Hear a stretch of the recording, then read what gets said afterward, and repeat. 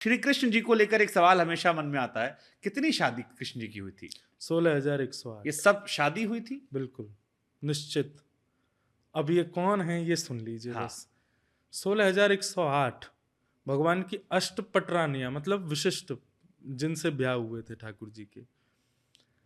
तो पूरी कथा तो बहुत लंबी हो जाएगी, पर मैं एक बात बता दूं कि भगवान श्री कृष्ण ने 16,108 कन्याओं से ब्याह नहीं किया है। ये अपनी ही सृष्टि के 16,108 तत्वों से ब्याह किया। जैसे कि अष्टपटरानियां जो भगवान की प्रथम है, ये कौन है? पृथ्वी अग्नि, पृथ्वी जल अग्नि वायु आकाश, पंच तत्व, जिससे बाहर की सृष्टि बनी, हमारा तन बना। फिर हमारे भीतर चार सृष्टि और है, मन बुद्धि चित्त और अहंकार।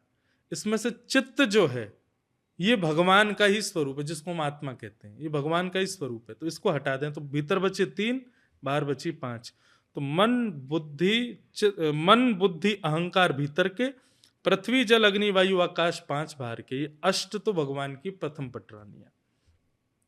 तो भगवान ने अपनी ही बनाई हुई सृष्टि को केवल, जैसे कहें जमीन तो मेरी थी, बस मैंने बाहर बोर्ड लगा दिया कि नहीं ये मेरी ही है। तो इसी प्रकार अष्ट प्रकृति भगवान की बनाई है, बस भगवान ने ब्याह करके और क्लैरिफाई कर दिया कि मेरे ही हैं।